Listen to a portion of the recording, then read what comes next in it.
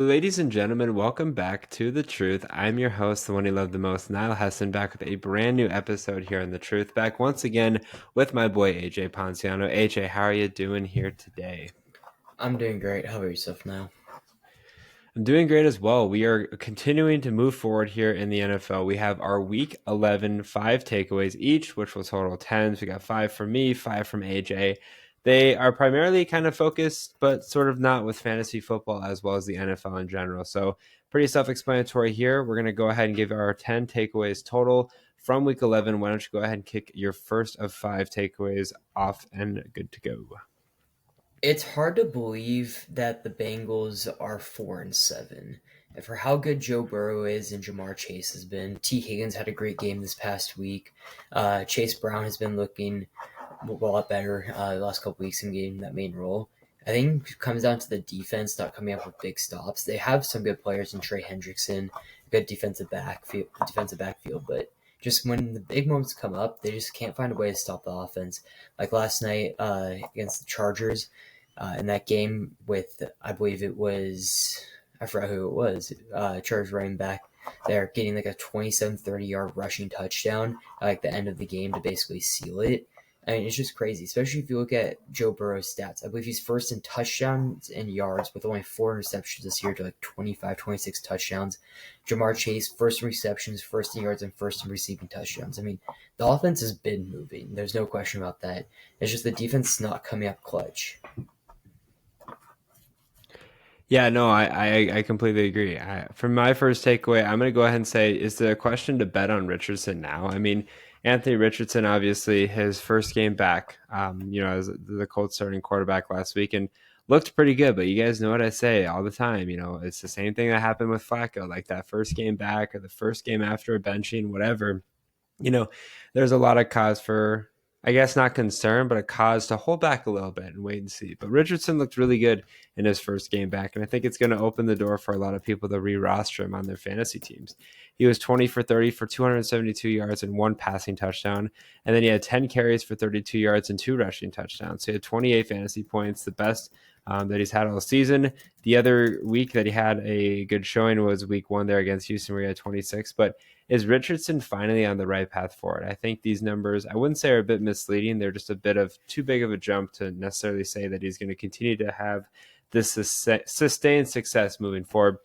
I would be curious to see, though, as time moves on, kind of what his philosophy looks like and what happens for him down the line. But for now, you got to be excited. They're going into a very tough matchup next week with Detroit at home. Could be a little bit of a trap game for Detroit, and Anthony Richardson could have a good performance. But I think if you're particularly weak at the quarterback position, there's a good opportunity for you to kind of jump on the Anthony Richardson hype because you know what you're going to get from the ground. The biggest thing is what are you going to get from the air? But if I can go ahead and get, let's see, 15 fantasy points from him rushing the football, I'm going to do that every week because he's going to get the passing yards, maybe a touchdown or two, but he's going to have 15, 20 points a week. So I think it's time to bet on Richardson, especially if you're kind of weak at the quarterback position.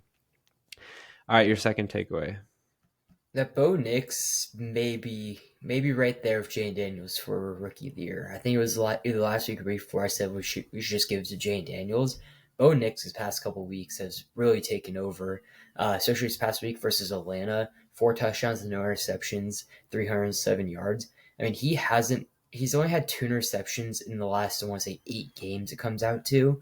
I mean, he's been great. He's right there. He's won Rookie of the Week at quarterback almost every single week for the past month and a half. He won Rookie of the Month this just last month, and he's on pace to win Rookie of the Month again over Jane Daniels, over a lot of other guys. And he's been great on the year. The numbers don't look the best if you look at collecting 14 touchdowns, 6 interceptions. But again, if you take away those first 2 games of the year where he had 2 interceptions in each one and didn't have great games, that's 14 touchdowns to 2 interceptions, which is more realistic of what we've been seeing him out as lately. He has 2,275 yards. He does provide rushing value, not as much as Jane Daniels, but he still has 4 rushing touchdowns with almost 300 rushing yards. I mean, is it time for us to start to really be not betting on Bo Nix, but like looking in, is Bo Nix really a better decision for Rookie of the Year? I mean, he's been more surprising to that Broncos team, I feel like, than Jane Daniels has been to the Commanders. Jane Daniels going into that team had Kingsbury, had a lot of good options. Terry McLaurin had weapons. When we got Bo Nix, I mean, everyone was assuming that the Broncos were going to be the very last team in the AFC this year. I mean, there's a lot of teams that a lot of people that weren't even expecting him to have 4 or 5 wins this season. And right now, Bo Nix is playing really well. He's got him to a winning record, 6-5, potential playoff team. I mean, we'd have to be from wild card for sure because the Chiefs only having the one loss on the season. And the Chargers have been having a pretty good season as well, but they're right there. I mean, if Bo Nix could push him to the playoffs, I mean, you could definitely consider him for it.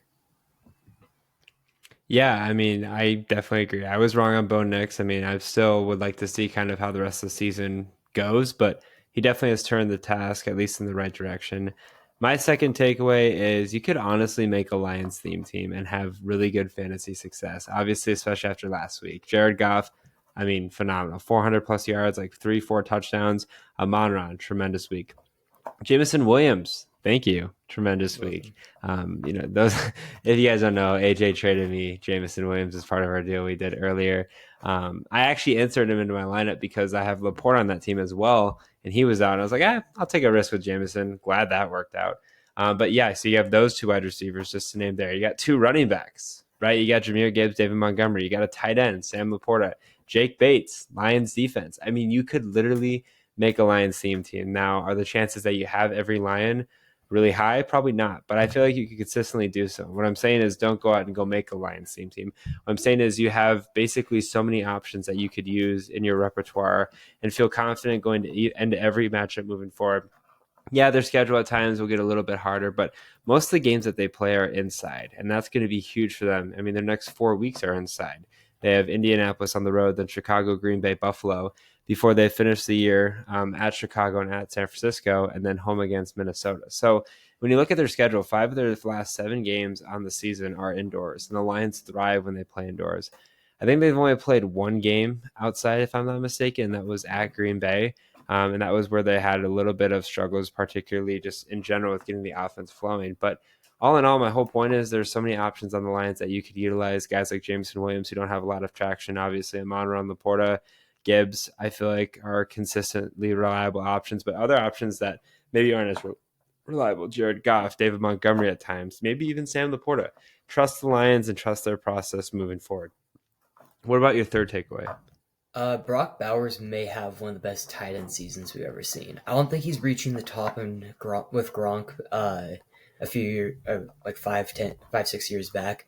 Sorry, actually, it was his rookie year in 2011. He had 240.9 fantasy points. He had 90 receptions, a little bit over 1,300 yards, 17 touchdowns. Now, Brock Bowers isn't far behind on receptions. He's at 70 receptions through 7 games, 706 yards, so he does need about 600 yards in these next 7 games, but only 3 touchdowns. If Brock Bowers is able to get those touchdowns up, I think he could easily slide into the top 5 like tight end seasons of all time. I mean, Gronk holds most of them. Jimmy Graham, Travis Kelce are up there, but to crack the top 10, he only needs to break over 183.6 fantasy points, which right now he's at 159.5. I mean, he's right there, just sliding into the top 10. He could easily get into the top 5 pretty quickly. To get in the top 5, he needs 195.7 fantasy points. Again, he's right there. That is 2, 3 weeks worth of fantasy points. Last week just had 30 fantasy points. He is the tight end one, and it seems like the trend keeps on going. Whoever the rookie tight end, like top tight end coming in the draft, has been the number one option, or tight end number one going into the season. Brock Bowers, Sam Laporta, both guys that we really like the last 2 years in fantasy drafts that you were able to get very late in your drafts or even after your drafts. And look at them both. They both became tight end ones in their rookie year and top 5 tight ends in the NFL. Yeah, so my third takeaway is Herbert is finally the real deal. And I feel like I talk about Justin Herbert like every week, and I will continue to do so because I love watching him play. But his fantasy value has just continued to rise week after week. And I'm going to continue to say this until it kind of reaches a screeching halt. But last week, another great week for him. Actually, his best week overall fantasy wise. He tied 24 points back what he did against your New Orleans Saints back in week 8.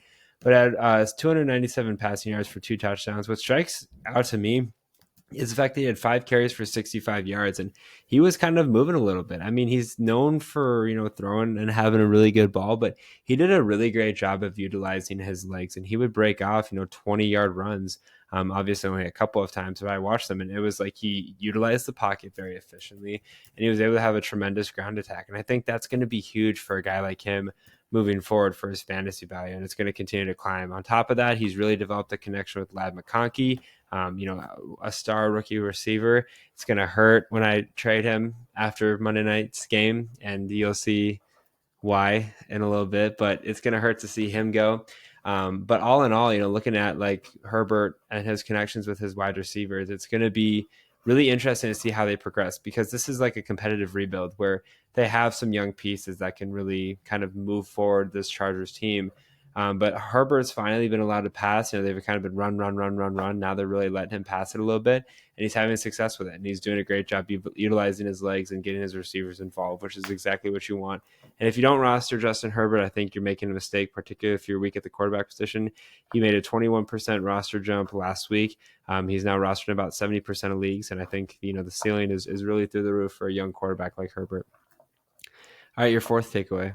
That Stafford finally realized that he has the best wide receiver core with Puka Nacua and Cooper Kupp. This is their first week, granted they haven't played a lot together because of injuries. This is the first week where both of them had over 20 fantasy points in a game. Kupp having 6 receptions, 106 yards, 2 touchdowns. Puka last week in New England, 7 catches, 123 yards, and 1 touchdown. Puka at 25.3 fantasy points, Kupp at 28.6. I mean, if Stafford's able to keep this up, granted, I know he played New England, but if their offense is finally able to get rolling, it took a couple weeks since them both coming back from injury. Both of them got injured very early on, and obviously we saw how bad the Rams have been. But the way they're moving the ball super efficiently, I mean, between the two, having 13 catches, having over half the targets, having over 200 yards combined, not just with those two, obviously they're very highly on a lot of teams right now. They're rostered very highly, but Stafford could be a good fantasy option going down towards the end of the year. I mean, Kyron hasn't had many touchdown opportunities. They haven't been giving him at the goal line as much, or once they get into the red zone. They've been passing for a lot more touchdowns, which could really help out Stafford's numbers. Could help him out, especially if Puka and Cooper Kupp are both on the same page. They're both back to being fully healthy, which it really seemed like last week they were. I mean, Stafford, we saw what he was able to do last year with Puka and Kupp when they were on the field together, and we saw what individually he was able to do when it was just Puka and just Kupp out there the last couple of years. He's been great with one of them on the field. If they're able to all be on the same page and be able to move the ball like how they were yesterday, Stafford can be a reliable option at your quarterback position. So my fourth takeaway is this is just like, bro, Taysom Hill. Hold him, fold him. What the hell do you do with him? I mean, what a game from Taysom Hill. I wouldn't say I was necessarily expecting it, but my people that I was going against in fantasy were, or no, wait, they weren't expecting it. They had Trey McBride on a bye, George Kittle was injured, and they had Taysom Hill on their bench. You're like, let's just throw ahead and go Taysom Hill in there. Obviously, 8 catches, 50 yards, 7 carries, 138 yards, 3 touchdowns, 41.52 fantasy points. I mean, for a tight end, are you kidding me? 41. I know he's not technically a tight end, but fantasy he is considered a tight end. That's just insane. I think Taysom Hill every year is one of those guys like, yeah, you look at a lot of other tight ends in the league and like you're like, okay, he puts up decent numbers, actually really good numbers for a lot of tight ends that you could consider, putting out there. I understand his numbers are a little bit fluctuated now, but like 13.2 fantasy points a week, that's pretty good for a tight end. Now you're going to have that hit or miss game. You're probably going to have a couple really bad games, and you have a couple mediocre games. I think in general, what you should do with Taysom Hill is if you have the roster spot, you might as well hold him, or you could serve him as a tight end too. Because worst case scenario, you have a tight end on a bye, tight end gets injured, and you throw Hill in there as a wild card. Because what's your other backup tight end option? You're just going to pick up a scrub off free agency, and they're going to get you 4 or 5 points, where Taysom Hill could get you upwards of 40. So obviously a really great week from Taysom Hill. I think the biggest thing that I would say is if he's available, I highly doubt he's going to be very available going into week 12. But if for some reason he is available in your league and you have an extra roster spot or you roster 7, whatever it is, I would draft Taysom Hill because I always say like you have to take a lot of risk to win your fantasy leagues because only one person wins fantasy every year, unless you have a weird league for some reason. I think Taysom Hill is a guy that you could take a risk on. And looking forward into next year, I guess I don't really know if he's. I'm assuming he's still going to be with the Saints. I don't. Is he Yep. under contract? Yeah. Okay. So he's under contract. Maybe you should consider not necessarily as a tight end one, but for sure a tight end two, or worst case scenario because he runs it, he catches it. You could put him as a flex option when you're particularly vulnerable in certain aspects. Okay, and then your final takeaway.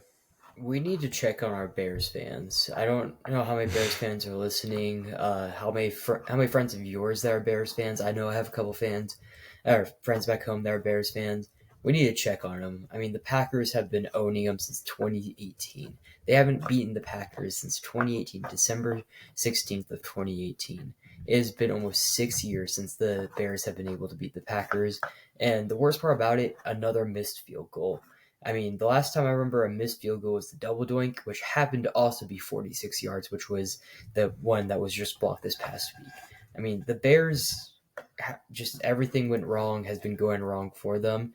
And that was my only thing. It's also Caleb Williams. Caleb Williams has taken a huge step back. I remember I was really high on Caleb Williams, and that was like 3, 4 weeks where he was going crazy. He had no interceptions, like 6, 7 passing touchdowns. And we're right back to the Caleb Williams that we saw before. I mean, I was seeing him take a step forward, getting better, progressing through his reads, feeling a little more comfortable, still using his legs, but staying in the pocket a little bit longer. Because that's one of the things, is that he likes to keep the plays going longer and longer, and he doesn't like running out the pocket, running himself. He wants to extend plays. And what we saw him mature a little bit more. We saw him go through his first couple of reads, check down wasn't there, ran himself instead of extending plays, running around.